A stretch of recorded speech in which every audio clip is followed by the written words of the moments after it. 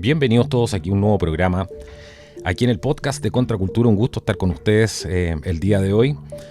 Y hoy día tenemos un programa, vamos a ir directamente al grano con un programa que ya es costumbre aquí en el canal, que son los análisis de inteligencia que hacemos con nuestro amigo Raúl Muñoz. Él es ex oficial de la PDI, retirado actualmente en situación de retiro, y que hace un tremendo trabajo. Tiene también un canal que se llama Asesor Muñoz. Lo pueden seguir, lo pueden encontrar en YouTube. Vamos a dejar el enlace abajo para que puedan acceder también a la información que proporciona él, que es información muy, muy buena. Raúl Muñoz, bienvenido una vez más a este análisis de inteligencia de la situación que sucede actualmente en Chile y que también tiene que ver con lo que pasa en toda América Latina. Bienvenido a Contracultura, amigo mío. Muchísimas gracias, Carlos, una vez más a tu programa. Por supuesto, como siempre, es un gran agrado y un honor poder estar acá en tu programa y poder contribuir de alguna forma con nuestros análisis a la realidad que estamos viviendo en Chile y sobre todo también en Latinoamérica, porque es algo que no tan solo está afectando a Chile, sino que también a Latinoamérica y al resto del mundo. Así que muchas gracias y feliz de estar acá. Así es, así es. Gracias a ti por participar, y te cuento ya que estaba revisando los programas. La gente puede ver todos estos programas hacia atrás. Y este es el programa número 10, Raúl, que ya hemos hecho. Así es. Así que ya estamos en el programa 10. Este es un trabajo que lleva más de prácticamente 2 años. Algo así. Así es, sí, casi 2 años. Turbulenta la situación en Chile. Y que bien tiene que ver, como decías tú, con muchas de las cosas que están pasando en el mundo, en Latinoamérica. ¿Por dónde te gustaría comenzar hoy día con este ya tradicional análisis de inteligencia que hacemos aquí en este programa? Bueno, como dicen los marinos, debiéramos partir por el cambio de marea. La marea cambió en Chile a partir del 4 de septiembre de 2022, con el plebiscito de salida, con un contundente resultado que obtuvo la opción rechazo, el rechazo al texto constitucional propuesto, y que claramente se traduce en una negativa, en un rechazo propiamente tal del pueblo de Chile. Curiosamente, a diferencia del plebiscito de entrada, con un padrón casi completo. Estamos hablando de un padrón que tiene sobre el 88% de participación del padrón electoral, y por lo tanto estamos hablando en esencia que ese resultado es la voluntad soberana del pueblo. Es decir, la voluntad soberana ha dicho, con un 61,86 para ser más precisos, que rechazó la propuesta de constitución. Y si nos vamos evidentemente a lo que dice el texto constitucional, que fue modificado a través de la ley 21.200, el artículo 142, que modifica el capítulo 15, señala en su inciso final claramente y de forma expresa que si la cuestión planteada en el proceso plebiscitario fuese rechazada y ganara la opción rechazo, continuará vigente la actual constitución. Es decir, hasta ahí todos los pronósticos que hubo previos al proceso plebiscitario del 4 de septiembre indicaban de cierta manera un determinado margen de ganancia, ¿cierto?, de ventaja del rechazo por sobre el apruebo, y ya se estaba avisorando una eventual victoria, aun cuando todavía quedaba en la nebulosa la posibilidad de que se hiciese una intervención electoral de forma fraudulenta, que hubiese permitido en el fondo cambiar este resultado que obtuvimos tan ampliamente en el día 4 de septiembre. Ahora, ¿por qué te digo que es importante que partamos por acá? Sí, claro. Porque evidentemente que con esto se dio un golpe muy grande. Yo lo traducía en un llamado uppercut, ¿cierto? Un famoso uppercut en el mentón, básicamente, primero al gobierno de Chile, que basó su propuesta, su programa de gobierno en apostar que iba a ganar este plebiscito. Segundo, en que el Partido Comunista pierde, se le va prácticamente de las manos la posibilidad de haber consolidado su llegada al poder después de 100 años de haber cumplido. El 22 de enero de este año, el 2022, cumplieron 100 años. Y por lo tanto ellos iban a coronar esa celebración de los 100 años del Partido Comunista con el triunfo de haber ganado este proceso del plebiscito, eventualmente con el apruebo y con la nueva constitución, lo que no pasó, y por lo tanto se transforma en una gran derrota para el Partido Comunista. Pero además, en términos regionales, significa un duro golpe a la izquierda internacional, la izquierda más radicalizada y que está vinculada esencialmente a todo el proceso de instauración del socialismo del siglo XXI en Latinoamérica, particularmente de la mano de lo que ha sido el famoso Foro de Sao Paulo y el Grupo de Puebla. Y si nos vamos más hacia lo estratégico, también es un revés para los poderes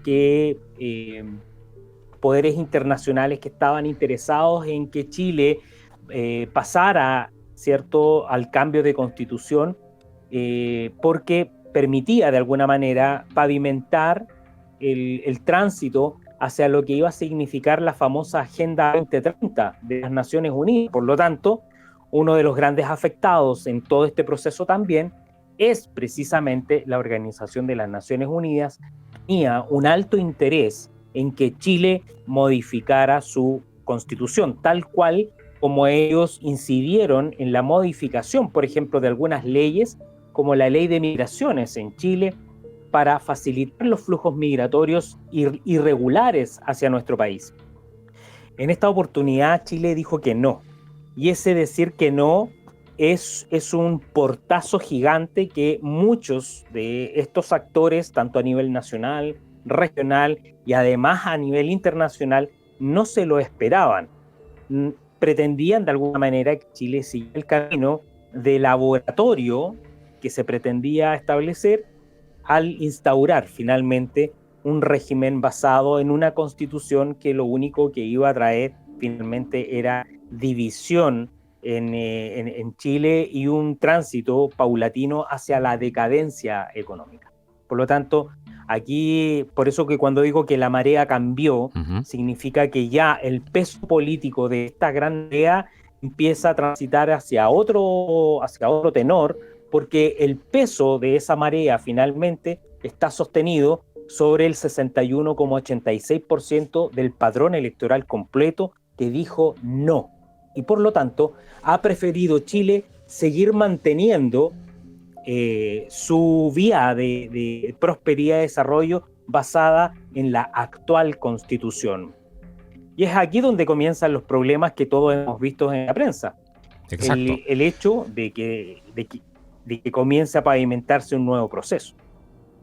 A ese punto te quería llevar, porque acá hay dos aristas fundamentales que creo que a todo el mundo en este momento están en la cabeza de las personas. Uno, el tema de que el gobierno, este nuevo gobierno, basó todo su plan de gobernanza, su programa, en que se aprobara esta nueva constitución. La pregunta es cómo seguimos ahora hacia adelante y cuáles son los peligros que puede haber ahí. Y tenemos esta otra arista también, de que la clase política no está respetando el resultado y está cambiando una vez más las reglas del juego, porque esto siempre partió mal, se inició con violencia, se inició mintiéndole a la gente, no diciéndole claramente cuáles eran las fuerzas, por supuesto, que estaban detrás de este proceso. Eso se ocultó, se hizo todo lo posible por ocultarlo. Tú acabas de mencionar la injerencia, por ejemplo, de organismos internacionales, las Naciones Unidas y otro tipo de organizaciones también que estuvieron en el supuesto estallido social que no fue más que una revolución. ¿Por dónde te gustaría empezar a desmenuzar estas dos aristas? Mira, lo principal, partamos por señalar que este paso, ¿cierto? Esta apertura de puerta para seguir el proceso constituyente lo abrió un sector que no tendría por qué haberlo abierto. Y me refiero fundamentalmente al sector de la derecha o de la centro derecha, y que está radicalizada en lo que es Renovación Nacional, la UDI y Evópolis.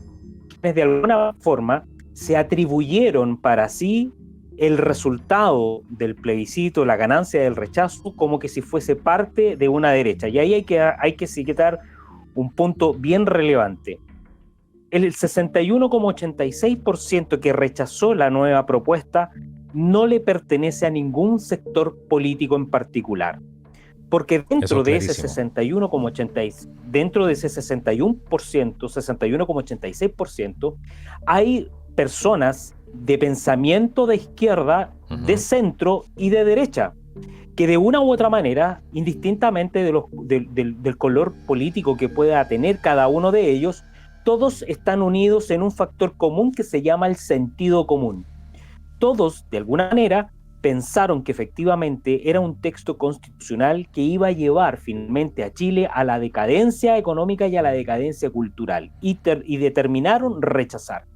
Y por lo tanto, esa victoria no le pertenece a ningún sector político en particular, ni menos a aquellos que representan o representaban el sector de la derecha o la centro-derecha, como lo es Renovación Nacional, la UDI y Evópolis. Por lo tanto, ellos cometieron el grave error de tomar decisiones sobre una cuestión que no tenían ninguna injerencia y ninguna facultad para hacerlo, porque todo este negociado de alguna manera están realizando junto al gobierno, de la mano con el gobierno, y aquí es donde la gente tiene que darse cuenta de una cosa, es aquí donde la gente tiene que observar de cómo los políticos, tanto de izquierdas como de derecha, se juntan para planear el escenario político. Es aquí, y ellos lo traducen supuestamente como un proceso de negociación, de establecer el diálogo. Eso es falso. Esto es solamente negociación para quienes necesitan tener para sí el determinado poder en sus respectivos sectores políticos. Y se están repartiendo eso. Pero no están viendo que ellos están transgrediendo abiertamente la Constitución Política de la República, porque desde el 4 de septiembre en adelante sigue rigiendo la Constitución Política de la República, y este texto constitucional en su artículo 5 dice claramente una cosa. Dice que la soberanía de la nación, la soberanía en sí reside esencialmente en la nación, y por lo tanto el ejercicio de la soberanía la realiza el pueblo a través de los plebiscitos. Dice claramente la Constitución. Y el pueblo ejerció su soberanía a través de un plebiscito donde dijo con un contundente 61,86% rechazo a ese texto constitucional.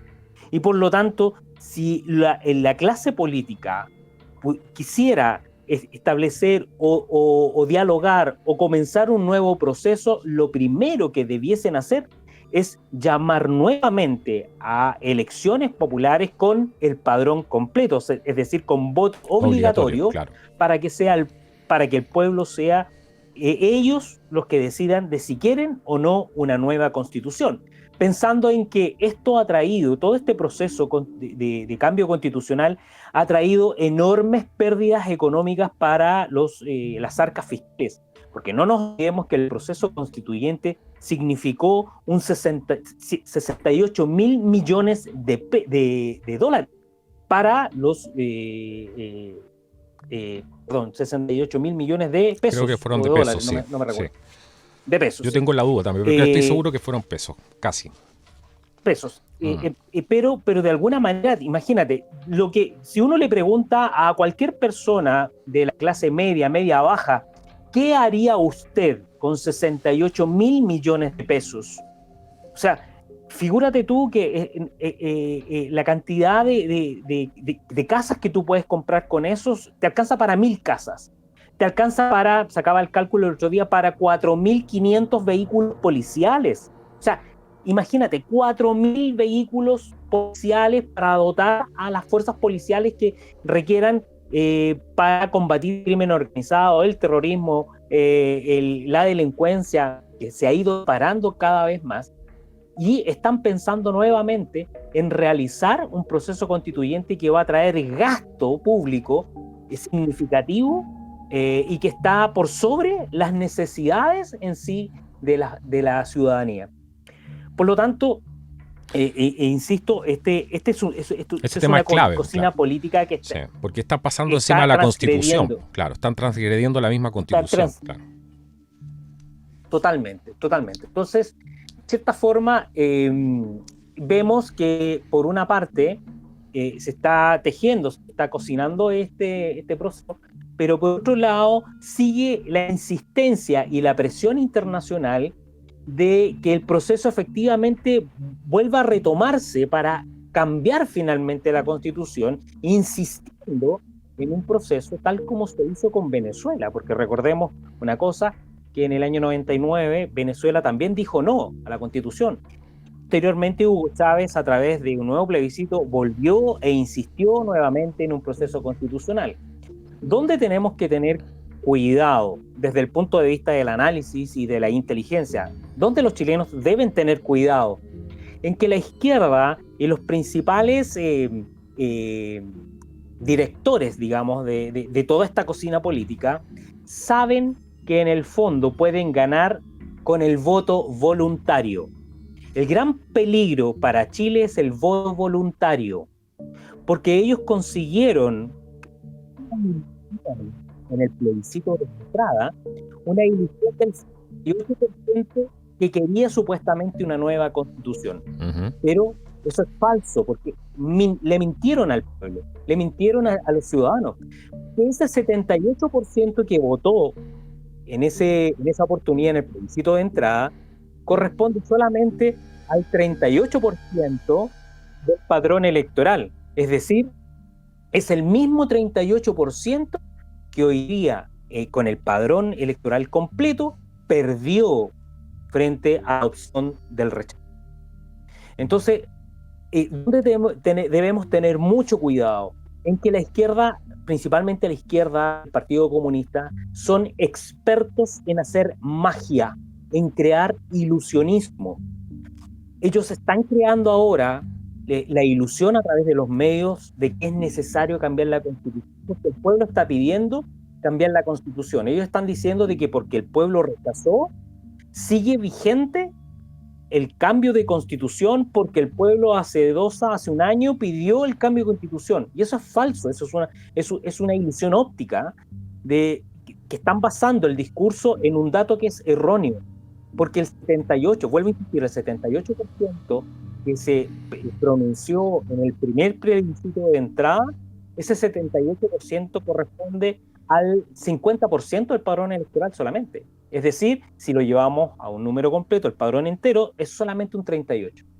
Y fíjate un dato curioso, es el mismo 38% que ha subido 2 puntos desde cuando Salvador Allende consiguió, con 36% de los votos, consiguió ser presidente de la República. Recuerda una cosa. Ese tema no es menor. Salvador Allende claro. en el año 70, Salvador Allende ganó con el 36% de los votos. Si en aquel entonces hubiesen ajustado los votos de Radomiro Tomic y Alessandri, Salvador Allende no hubiese sido presidente. Pero fue presidente con el 36% de los votos. Y fíjate tú que después de 40, casi 50 años, le vuelven a preguntar al pueblo de Chile, y el pueblo de Chile responde con un 61,86, casi 62%, y la izquierda queda reducida a un 38%, o sea, en casi 50 años han subido matemáticamente 2 puntos. Del 36 a 38% han crecido, solamente 2% han crecido en 50 años. Claro. Y bueno, y peor aún porque hoy día no tienen el apoyo, por ejemplo, de los sectores más populares, de los sectores, ¿cierto?, con ingresos económicos más bajos, que en ese tiempo sí los tenían muchos de ellos. Hoy día eso quedó demostrado en esta votación, de que perdieron también el gran discurso, el discurso más importante por el pueblo, para el pueblo y por el pueblo. ¿Cierto? Todo por el pueblo. Y ese discurso hoy día se fumó. se fumó completamente, no tiene ningún peso.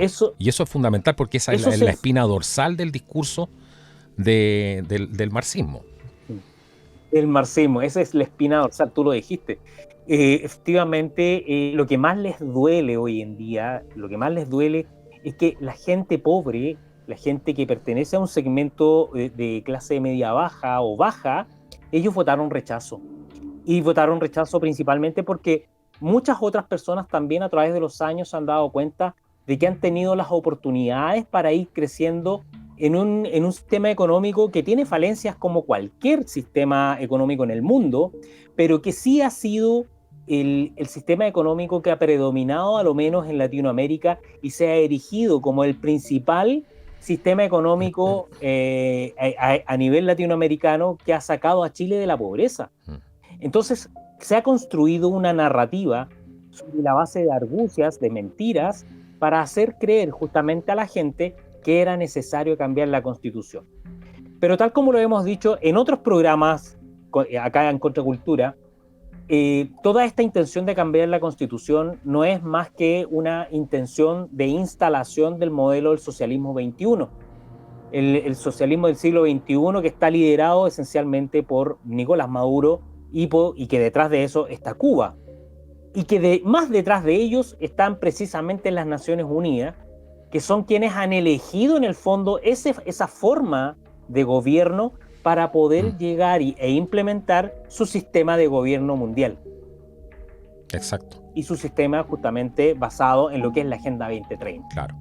Y el Foro Económico Mundial y todo es parte también del gran reseteo y eso es clave entenderlo porque si tú sigues la ruta del dinero, ¿cierto? Como se dice siempre, follow the money, que es una cosa básica que hay que hacer. Sí. Bueno, toda esta gente fue preparada, los mismos estudiantes, ¿cierto? Durante muchísimo tiempo fueron empezando a recibir financiamiento y esto viene de antes de la concertación. Muchos de estos fondos venían desde el extranjero. A mí, por lo menos, yo tuve experiencias personales con eso que me consta. Tenía una amiga, por ejemplo, en una agencia de publicidad que había un candidato muy importante de la concertación que le debía plata después de la campaña, 100 y algo millones de pesos, y saldó la deuda inmediatamente con una llamada al extranjero.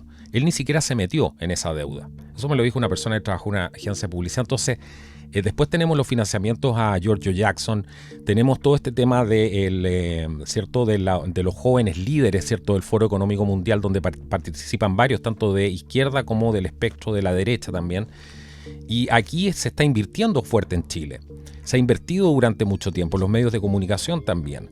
Y ahora vemos que pretendían hacer esta cosecha, ¿cierto? Esta cosecha que se iba a plasmar en este voto del apruebo, el cambio de constitución, que son intereses globalistas para poder realizar, para poder implementar la Agenda 2030 en Chile. Entonces esto se venía planificando durante mucho tiempo. Sí, correcto. De hecho, se venía planificando desde hace bastante. Piensa tú que ya con el primer gobierno de Michelle Bachelet ya comienzan los primeros atisbos de generar un cambio importante en Chile, porque comienzan las primeras intenciones de querer traer inmigrantes o una ola de inmigrantes hacia Chile. Y eso ahí yo tengo la experiencia personal de aquel entonces, cuando comienza toda la intención de querer traer justamente a toda la masa de haitianos a Chile. Y te estoy hablando del año 2008, 2006, 2007, 2008, cuando estaba la presidencia de Michelle Bachelet, el primer gobierno, y que estaba esa intención de empezar a traer haitianos a Chile. Entonces, y que se materializó después finalmente en el segundo gobierno, Michelle Bachelet, con toda esta oleada de haitianos que llegaron de manera muy fraudulenta, que quedó al descubierto una serie de irregularidades y que eventualmente habían conexiones con el gobierno en aquel momento. Entonces, este es un tema que se venía fraguando hace tiempo. O sea, si nos ponemos a analizar, yo también lo he señalado en tu canal un par de veces, desde la época en que Michelle Bachelet era ministra de Defensa, por ejemplo, y que cuando ella era ministra de Defensa, Chile se adscribió al Tratado de Ottawa para retirar las minas antipersonales de las fronteras, sabiendo que en ese tiempo Chile, en el libro de la defensa, estaba identificando amenazas convencionales que para los próximos 10 años de aquel entonces entre los cuales se destacaba el terrorismo, el narcotráfico y las migraciones masivas. O sea, se hablaba de las migraciones masivas en el año 2002. Yo quedé impactado cuando vi eso que mostraste tú, claro, porque era un documento oficial del Ministerio de Defensa.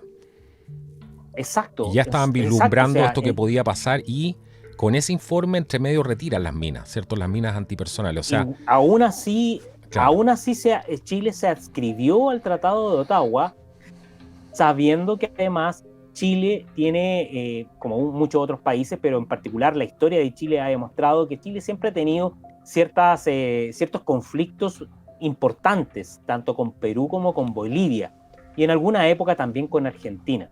Pero en la zona norte, Chile tuvo algunos conflictos importantes, y esas fueron las razones de por qué en los años 70 se establecieron las minas antipersonales. Cosa que una vez que asumió, ¿cierto?, Michelle Bachelet como ministra de Defensa, comenzó rápidamente a ver la posibilidad de adscribirse al Tratado de Ottawa, que era liderado por las Naciones Unidas, dicho sea de paso, y que en el fondo veía de que los países retiraran las minas antipersonales. La pregunta es, ¿por qué Naciones Unidas en ese entonces estaba pidiendo que se retiraran las minas antipersonales de las fronteras?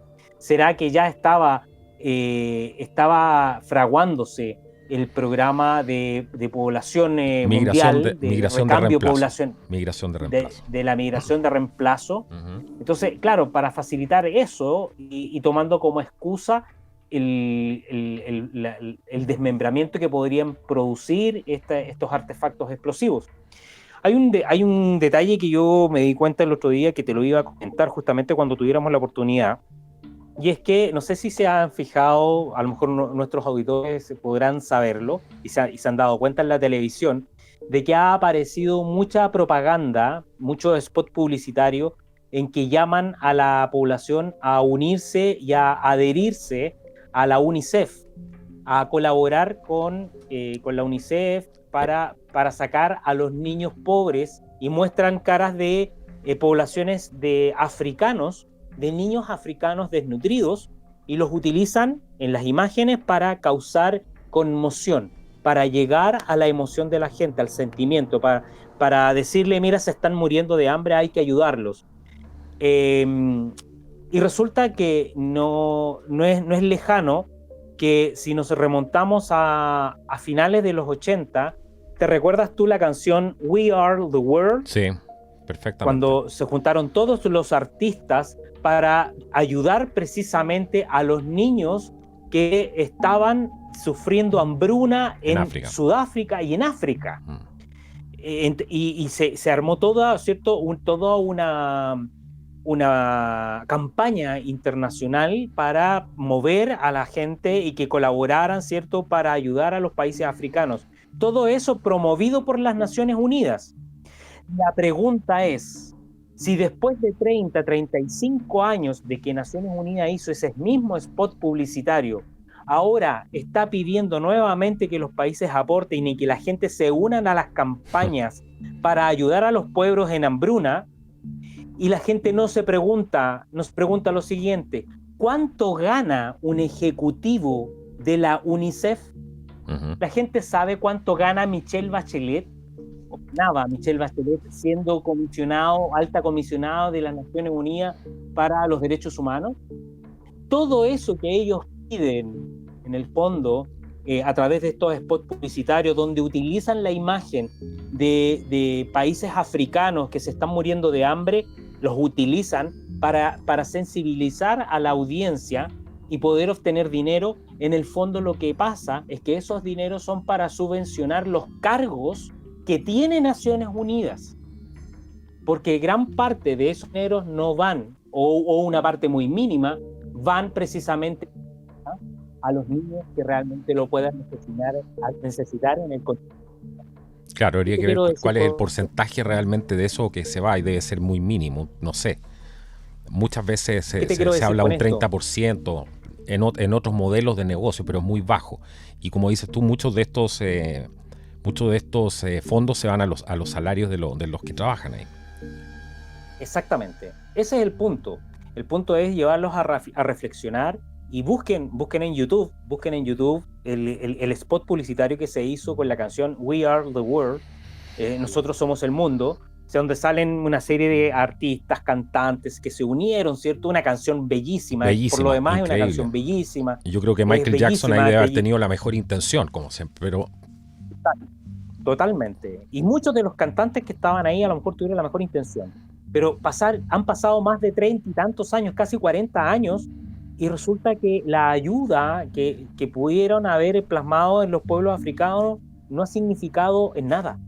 Y volvemos a tener problemas en África con poblaciones en hambruna, con experimentación de grupos determinados con vacunas que han provocado cada vez más enfermedades y cosas así. Entonces, finalmente... Faltan los casos de éxito ahí, ¿cierto? Faltan los casos de éxito que siempre se comparten también para poder generar más recursos en las compañías, cuando se muestra, bueno, esto hemos hecho y esto ha sido un éxito. Exactamente. Bueno, todo esto que te acabo de comentar tiene relación precisamente con esta capacidad de publicidad y de propaganda que hay a nivel internacional, que se traspasa a nivel regional, ¿cierto?, en Latinoamérica, y que también llega a los países como en el caso nuestro, y como lo que puede estar viviendo Colombia, como lo que puede estar viviendo Argentina, como lo que puede estar viviendo Bolivia, donde los medios de comunicación masiva ayudan finalmente y coadyuvan a que se vaya propagando un mensaje en la población que es muchas veces distorsionado. ¿Qué es lo que estamos viendo hoy en día? Se está viendo a través de los medios de comunicación y se está imponiendo la necesidad nunca antes realmente manifestada de que el pueblo quiera una nueva constitución.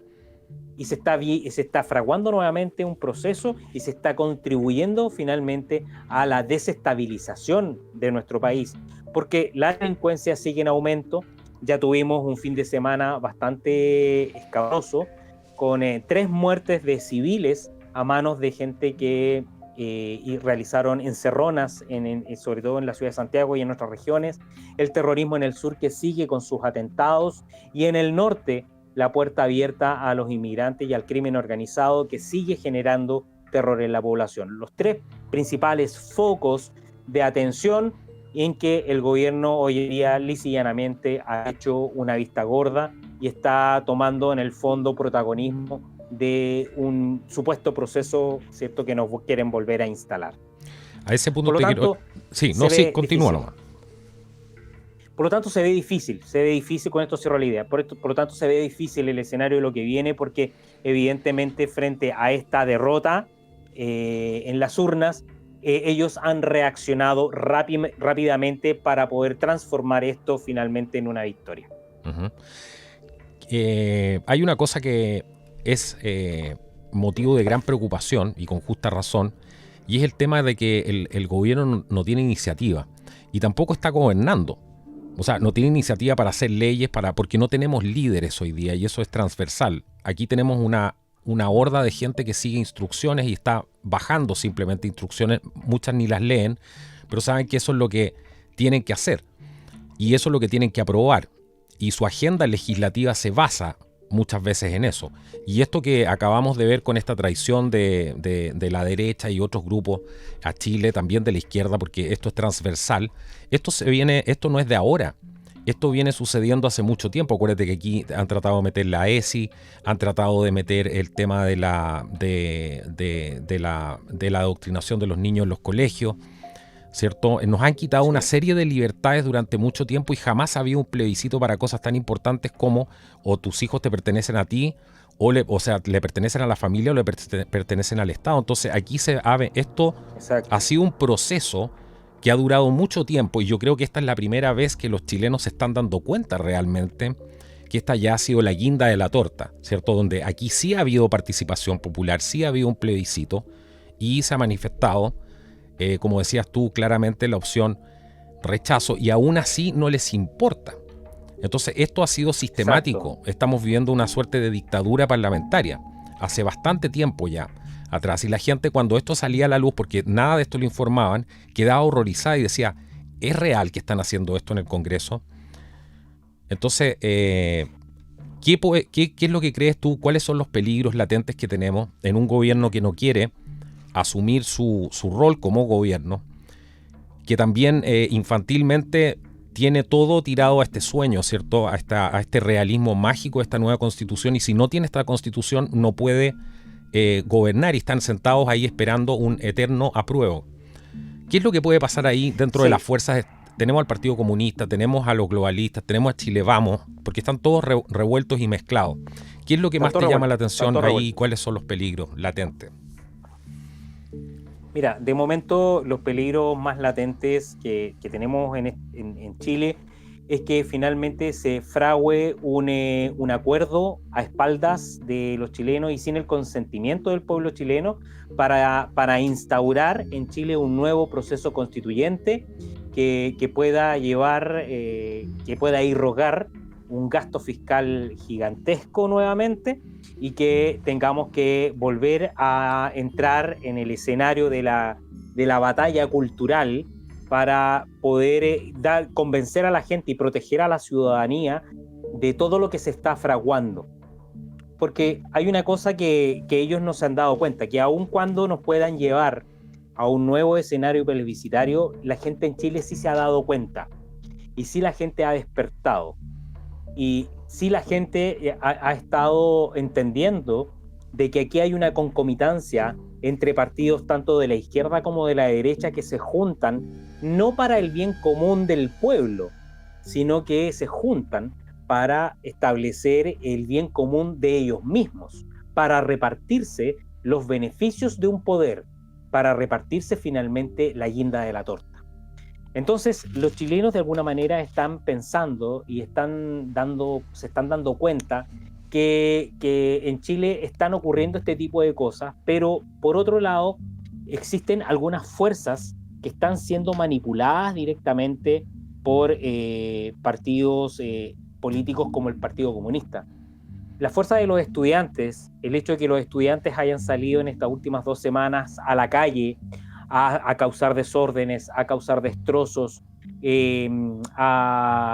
nuevamente a crear un ambiente de inestabilidad y de protesta, no es más que un recurso que ha utilizado principalmente la izquierda liderada por el Partido Comunista y del mundo anarquista para generar desestabilidad, inestabilidad, para desestabilizar finalmente el proceso institucional de Chile, porque al finalmente, piensen una cosa, el Partido Comunista no le interesa que Chile pueda llegar democráticamente a las urnas.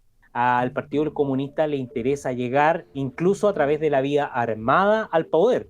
Piensen ustedes que el Partido Comunista ha estado tan cerca, está al lado del presidente de la República. Claro, instalado en el segundo piso de la moneda, claro. Instalado en el segundo piso de la moneda. Instalado en el segundo piso. Y su líder, el presidente y el del partido, que es Guillermo Tellier, está constantemente cuidando los escaños reservados que el presidente le debe dar como participación en el gobierno.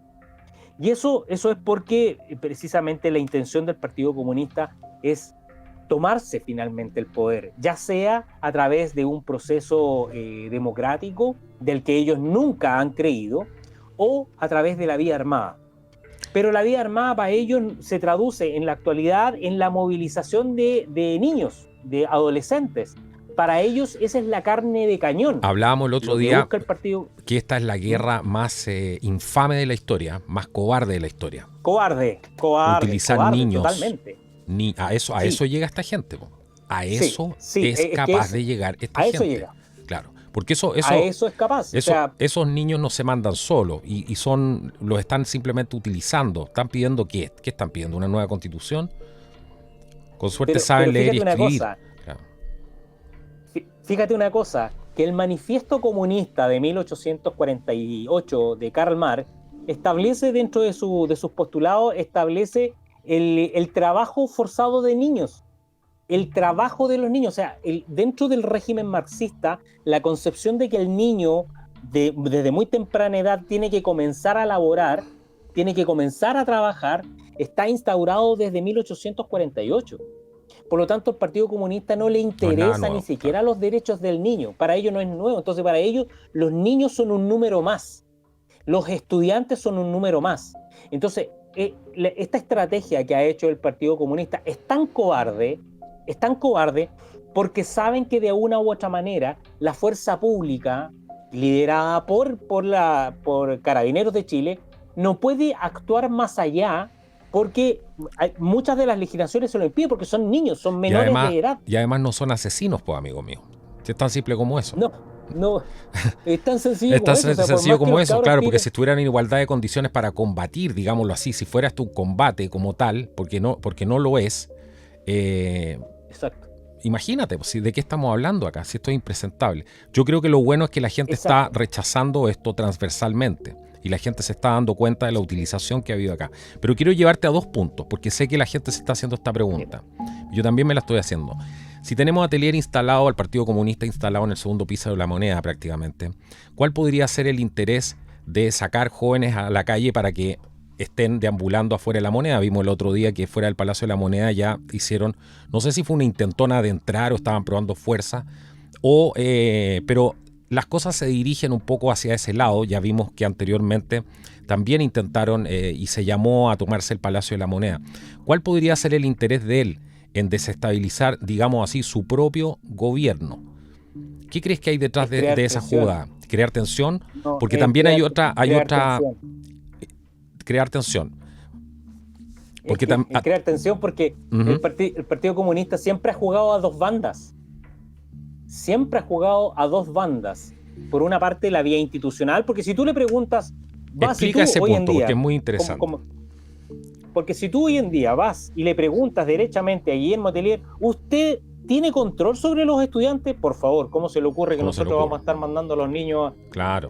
Pero detrás, ellos tienen a todo un aparataje de operadores políticos mandatados por el Partido Comunista que sí ellos están movilizando directamente a los estudiantes. Sí, y previo a eso los profesores los adoctrinaron además. Totalmente, piensa una cosa, piensa lo siguiente. ¿Por qué crees tú que en los años 80, en el año 86 para ser más específico, 89, ¿por qué el Partido Comunista se peleó con el Frente Patriótico Manuel Rodríguez? ¿Por qué el Frente Patriótico Manuel Rodríguez les dijo que eran unos traidores? Porque el Frente Patriótico Manuel Rodríguez, que fue quienes le dieron nacimiento. El Partido Comunista le dio nacimiento al Frente Patriótico Manuel Rodríguez en los años 80 para combatir la tiranía de Augusto Pinochet, bajo su visión, ¿cierto? Cuando derogan el artículo 8º del año 89 de la Constitución Política, que es donde nace finalmente el Partido Comunista o renace a la vida política nuevamente, el Partido Comunista decide ingresar a la vida política y dejar la lucha armada, y los dejó votados. Y al dejarlos votados, significa que el Frente Patriótico pasó a la clandestinidad y comenzó a subvencionarse únicamente de los delitos. Pasaron a ser un grupo delictual. Ya no pasaron a ser la fuerza revolucionaria del Partido Comunista. Claro. Pasaron a ser, en el fondo, delincuentes. Por eso que no, digamos, se pelearon tanto. Y no es de esperar que ahora, estando en el gobierno tan cerca de Boric, ellos le tiendan una trampa a Gabriel Boric y lo traicionen. Entonces, por eso te digo, el Partido Comunista juega a dos bandas. Por una parte, en la vía institucional, propiamente tal, político-institucional, y por otro lado, por la vía insurreccional, que es lo que no se ve, es lo que no se dice. Ellos no lo dicen, pero claro, está presente. Que los piquetes territoriales, que así llaman ellos a los cúmulos de jóvenes que se movilizan, los piquetes territoriales, están siendo guiados por operadores políticos que conectan directamente con el Partido Comunista. Podría haber un doble propósito aquí, por ejemplo, porque también se ha hablado, he escuchado también de otras fuentes que dicen que esto podría ser también para evitar que la gente que votó rechazo pueda salir a manifestarse, y también a lo mejor obedece esto también una estrategia simple de doble propósito para poder también mantener las calles ocupadas y que no se puedan manifestar los otros. Hemos visto que mucha gente del rechazo o gente patriota o conservadores, incluso los evangélicos, cuando hacían llamados a algunas marchas los atacaban, y esto ya venía planificado hace mucho tiempo. La violencia estaba desatada para atacar grupos específicos que fueran a protestar a las calles también. ¿Crees que hay algo de eso también puede ser? Totalmente cierto. Yo te decía al principio que los comunistas, particularmente, y la izquierda radical y los comunistas en especial, son expertos en ilusionismo.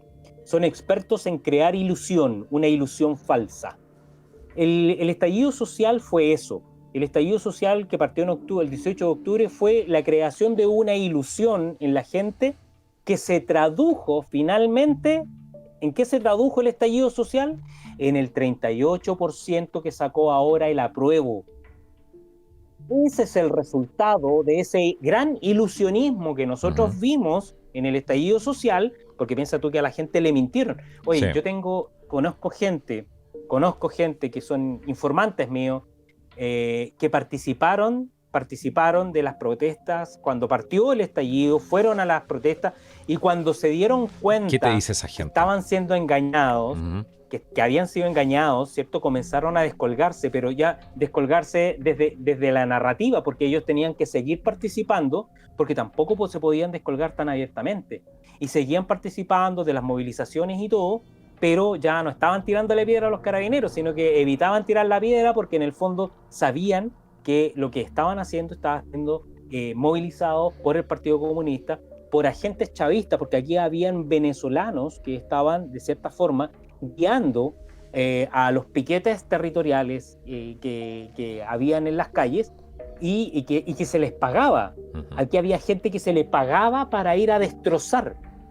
Se les pagaba. En su momento decía, la misma prensa decía que todo eso era una teoría de conspiración, que eso eran fake news, que no podía ser. ¿Te acuerdas o no? Eso es falso. Después empezó a salir de a poco toda la luz. Eso es real y a mí me consta porque me ha tocado, por trabajos que he tenido que hacer en el ámbito forense, entrevistar a personas que me lo han confirmado, testigos que yo he encontrado que me han confirmado que efectivamente se les pagaba. Y se les pagaba 40,000 pesos, 40,000 y 60,000 pesos. 40,000 pesos a los cabros que andaban rompiendo cosas, 60,000 a los que andaban dirigiendo a los cabros que andaban rompiendo cosas. Ese es más o menos el margen que se manejaba. Así que no era mentira. La famosa teoría de conspiración que salió respecto del estallido social fue dirigida por Lucía Damer. Lucía Damer, que hoy en día la tenemos en el segundo piso como jefa de los asesores, pero ella fue una de las que tejió justamente a través de CIPER Chile, tejieron toda esta red de crear en el fondo el ilusionismo en la gente de que esto era una fake news. Bueno, curioso, claro, CIPER Chile, acuérdate que te hago un punto ahí porque es importante ponerlo. CIPER Chile fue financiado también por el señor, el tío Jorge, ¿cierto? Y el mismo que financió al tío Jackson y a todos estos, entonces es obvio que van a querer proteger, o sea, eso no es menor. Follow the money de nuevo. Y la principal directiva de CIPER Chile es Mónica González, pues la periodista Mónica González, que todos sabemos cuál es su tendencia política, o sea, cuál es su corte político. O sea, CIPER Chile no es absolutamente ningún medio confiable para poder involucrarse en temas que son de características político-ideológicas. No es confiable, así que no compren todo lo que dice CIPER Chile, porque finalmente está absolutamente contaminado y financiado por recursos externos que vienen finalmente del tío Jorge, como tú dices, efectivamente. Así que, como te decía, hay estos elementos que uno debe tener presente para este escenario. Lo que más me causa cuidado es lo siguiente a propósito de la movilización de los estudiantes, y es que efectivamente hay una relación de querer crear en la gente esta ilusión de que las calles están copadas, de que salió la gente a protestar, pero toda la gente que ha salido a protestar ahora no es más que grupúsculos que representan al 38% que se manifestó en las urnas, ¿ya? sea, ese es 38%, son grupúsculos de chiquillos que ni siquiera votan.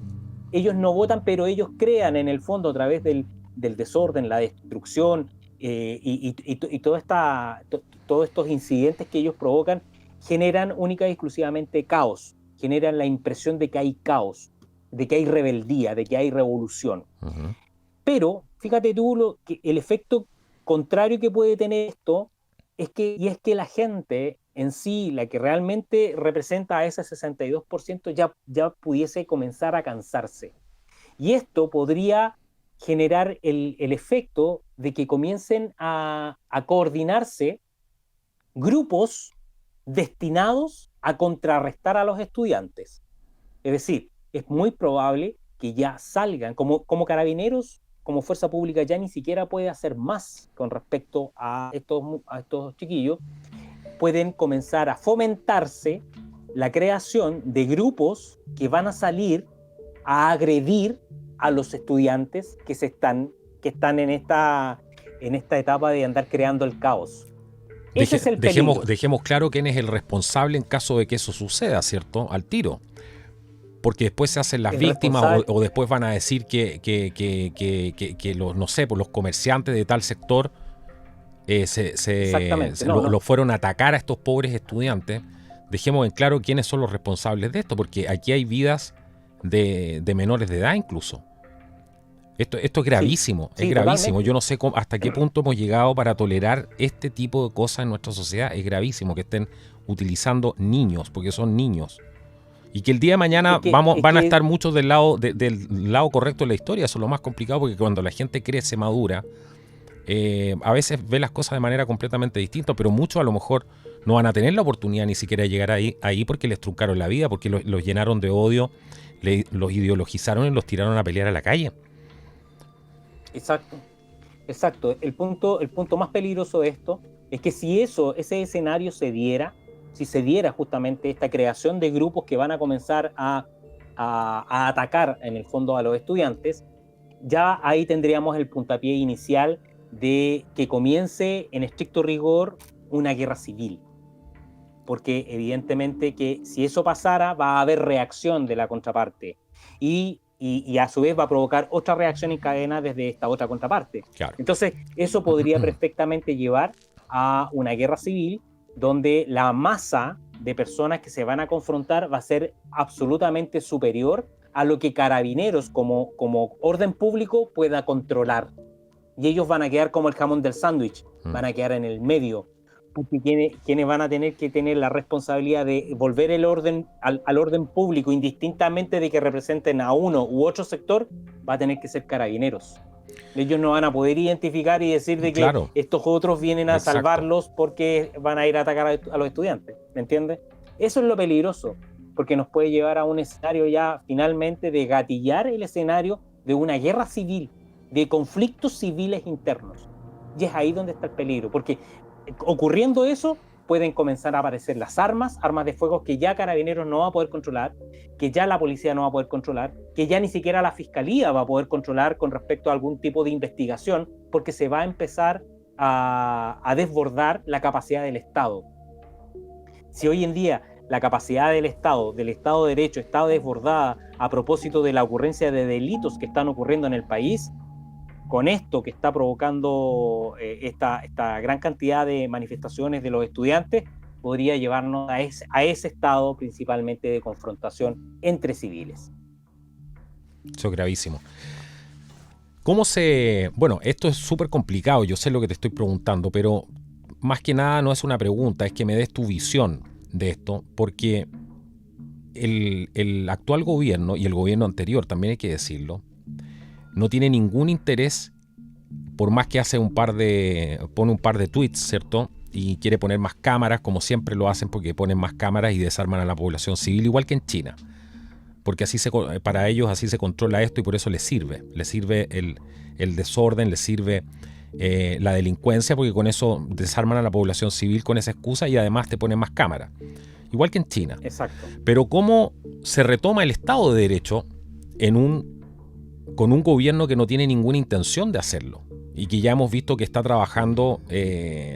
Todo indica que están si no trabajando directamente, pero tienen muchos compadres, ¿cierto?, dentro de estos mismos grupos criminales.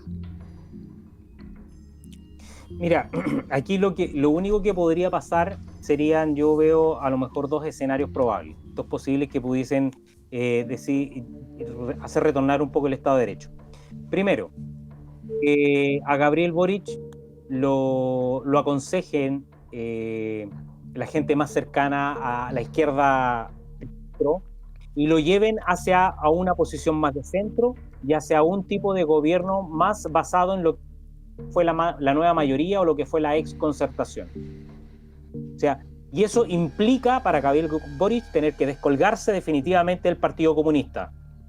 Vámonos a la historia con esto, por eso que para él, claro. Saco cálculos de esto. Claro. ¿Por qué lo digo? Porque hay fundamentos históricos. Recordemos que Gabriel González Videla, él se alió, entre otros, con el Partido Comunista para llegar a ser presidente. Y durante su gobierno entregó cargos de ministros a los comunistas, que estuvieron alrededor de 5 meses en los cargos. Pero ¿qué pasó después con Gabriel González Videla? Hubo un divorcio con el Partido Comunista y que terminó finalmente Gabriel González Videla estableciendo la ley de defensa permanente de la democracia, la llamada ley maldita, que la promulgó el 18 de octubre de 1948, donde eliminó al Partido Comunista, proscribió al Partido Comunista.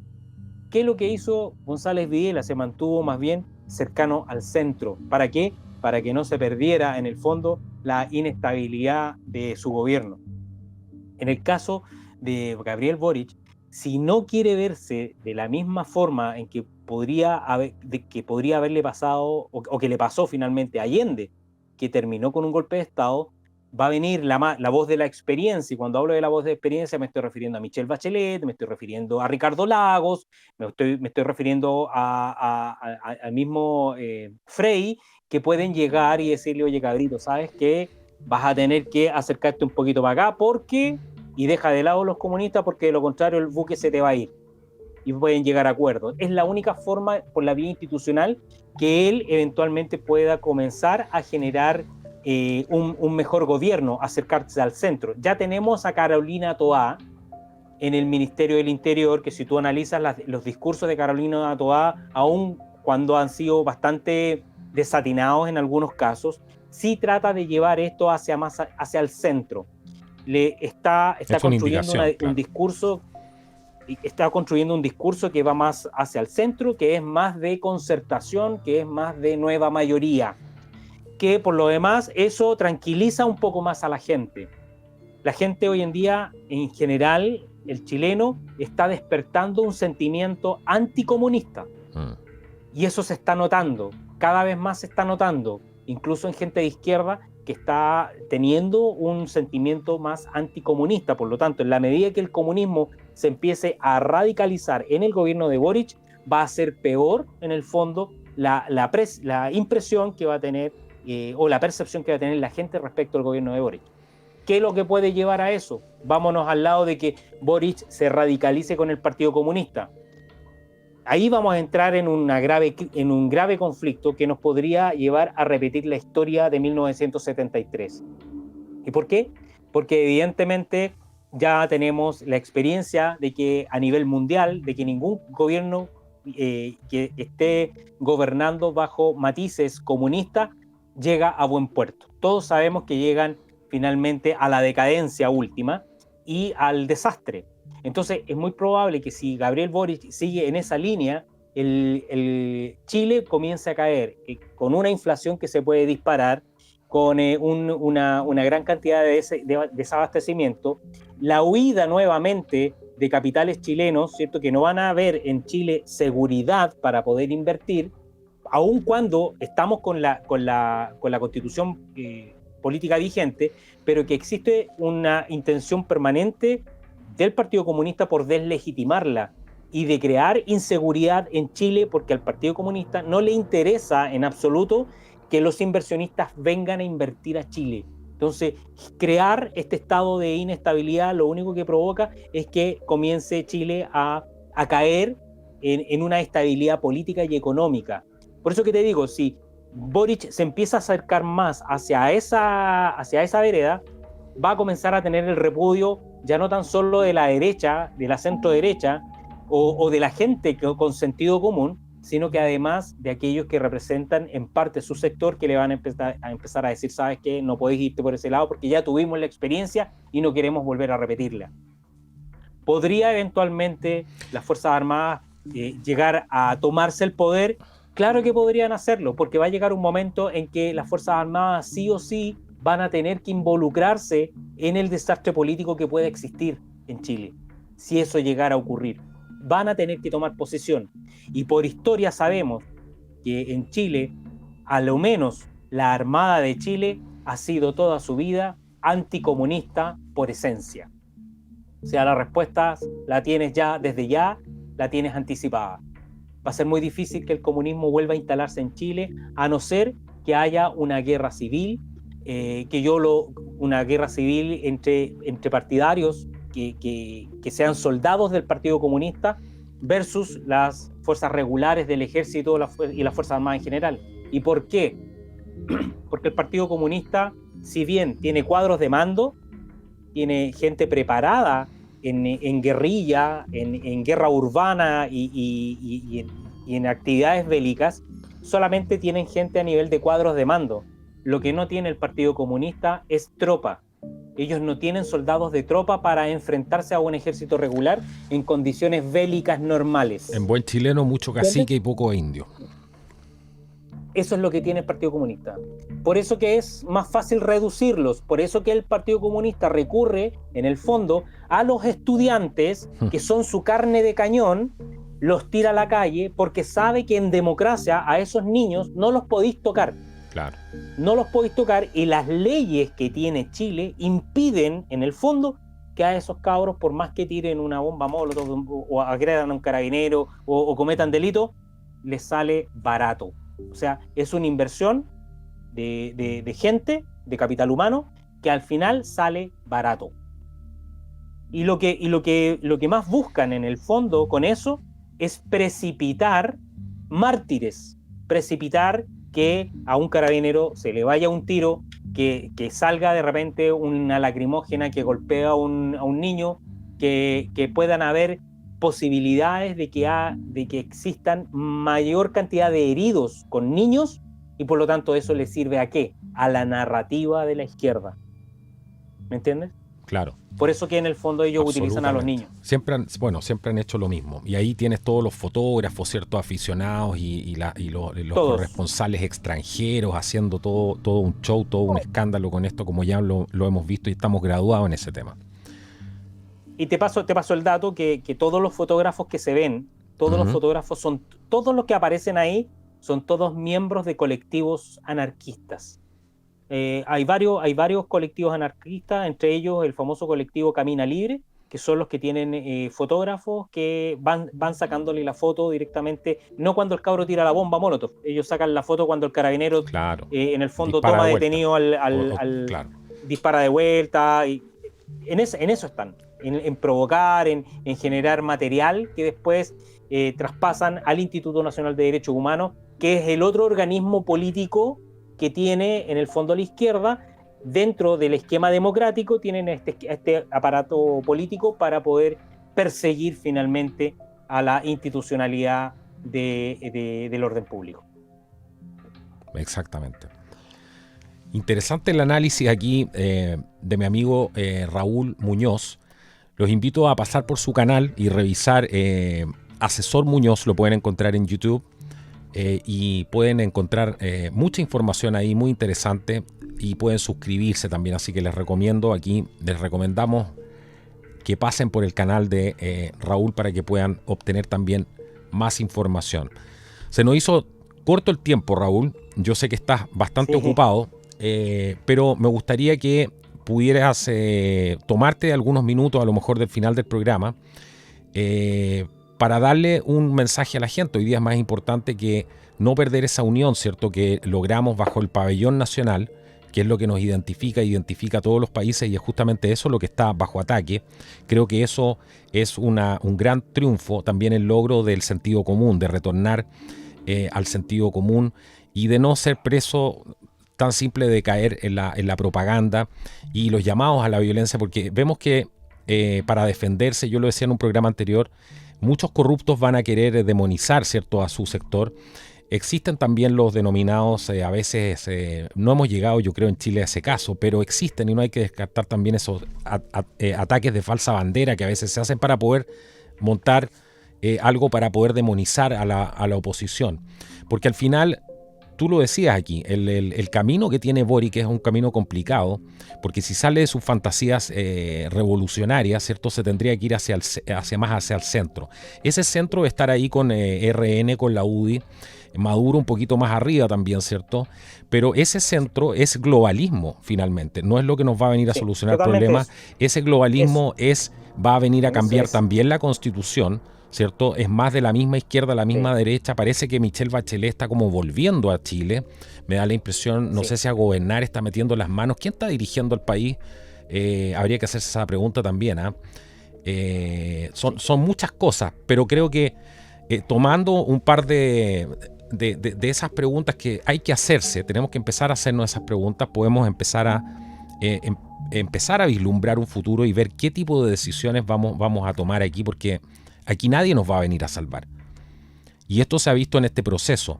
En este proceso la gente, como despertó y se hizo cargo de su responsabilidad, fue a votar y vimos la movilización extraordinaria que hubo de ancianos, gente de tercera edad, jóvenes. Es por eso que los políticos incluso hoy día están asustados. Y eso significa que todavía tenemos algo de democracia, vamos a decir entre comillas, porque sabemos que también hay ilusión ahí. Es todo tuyo el micrófono. Yo ya dije lo que quería decir, lo que quería amalgamar aquí para que no se nos fuera en este programa. Bueno, lo principal que quiero decirle a las personas es lo siguiente. Las posibilidades de poder rescatar a nuestro país son mínimas. Todavía Chile está en riesgo.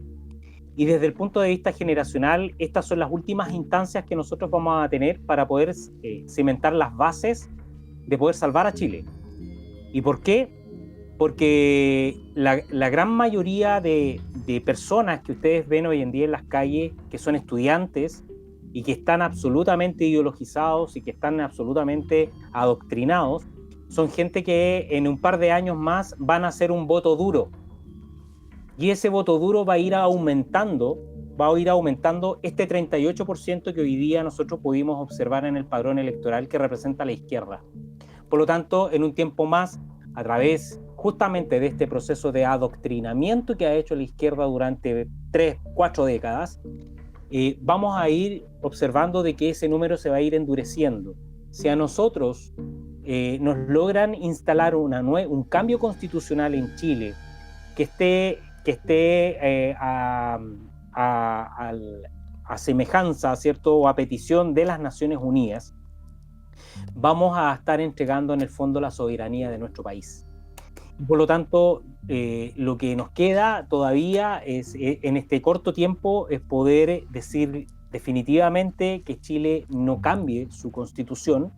Chile lo que tiene que volver a retomar es su seguridad, tiene que volver a retomar la vía de desarrollo que tenía, y esa vía de desarrollo la dio justamente esta constitución, la actual. Si la cambian o si los políticos logran cambiarla finalmente en un plazo a corto, mediano plazo, Chile va a terminar siendo un país tan similar como lo es hoy en día Venezuela, o como lo es Argentina, o como lo es Bolivia, porque finalmente se va a estar cumpliendo el objetivo que tienen los poderes fácticos que están detrás y que buscan en el fondo apoderarse justamente de las riquezas y crear nuevas élites que se van a ir enriqueciendo y a su vez empobreciendo al resto de la ciudadanía. Por lo tanto, tenemos todavía tiempo para poder salvar a nuestro país, y lo principal es que ahora Chile tiene que decir y volver a decir no a todo esto. Súmense a las movilizaciones que hay, sobre todo por la vía online, en Twitter, en las redes sociales, para poder expresar el rechazo a la clase política, tanto de derecha como de izquierda, que se han juntado para volver a hacer un proceso que va a favorecer finalmente al globalismo, que está orientada en esencia hacia el globalismo. Así que a poner atención, seguir informándose, no creer lo que dicen todos los medios convencionales y masivos, informarse un poco mejor a través de distintos canales en las redes sociales y a estar preparado para los escenarios que se vienen, porque Chile todavía está en riesgo. Ganamos, digo yo, una batalla, pero todavía está la guerra constante, esta guerra cultural, que hay que de una u otra manera tratar de ir revirtiéndola con un debido contraproceso. Así que, gracias por la invitación. Dos cosas antes que te vaya. Te voy a robar un par de minutos más. Porque, ¿qué le dirías a los padres? Porque tú hablaste de una generación recién, ¿cierto? Una generación que sabemos que está en peligro. ¿Qué le dirías a los padres de los que tienen hijos ahora en estos momentos y que lo están pasando muy mal? Muchos padres que se dan cuenta en lo que están los hijos o lo que le están metiendo al colegio, y muchos tienen miedo además porque están corriendo riesgo. El hecho de que lo saquen a las calles. Sí, y lo principal es que rescaten a sus hijos. Aquellos padres que están viendo que los hijos están en una etapa revolucionaria, traten de rescatarlos. Cuando vean que efectivamente están recibiendo adoctrinamiento en los colegios, denuncien eso, háganlo público, porque la única forma en que se pueda gestionar algo de cambios en nuestro país es justamente visibilizándolo. Hoy en día se ha hecho bastante ruido con respecto a lo que ha sido el resultado del rechazo y lo que ha sido esta cocina política que se está gestando entre partidos de la derecha y de la izquierda. Y de cierta manera ha tenido cierto impacto. Ha tenido un impacto en la clase política. Yo le digo a los padres de todos esos jóvenes que traten de rescatarlos. Tráiganlos hacia lo que han sido sus reglas familiares, de establecer sus propios códigos internos en la familia, y sepan siempre que el comunismo, que es el principal enemigo de Chile, no ha sido nunca, jamás ha sido y jamás lo será la mejor economía o la mejor línea de desarrollo que pueda tener un país. Está absolutamente demostrado que tanto el comunismo como el socialismo son ideologías y sistemas políticos que llevan a los países a la decadencia absoluta. Vean lo que está pasando con los venezolanos que arrancaron a Chile, vean a todos los cubanos que han llegado a Chile y que han arrancado justamente de esa democracia, vean a los argentinos que también están llegando aquí a Chile porque están arrancando de sus países. Infórmense de eso y por favor rescaten a los más jóvenes, que son esta generación que el día de mañana puede ir aumentando este 38% de izquierda que estamos teniendo en Chile. Bueno, más claro imposible. Yo te quiero agradecer, Raúl, por haber participado hoy día y recordar a la audiencia que puede seguir el trabajo de Raúl Muñoz en su canal, Asesor Muñoz, lo pueden encontrar en YouTube, así que vayan, yo se los recomiendo personalmente, vayan y suscríbanse para que estén más enterados y tengan acceso a más información.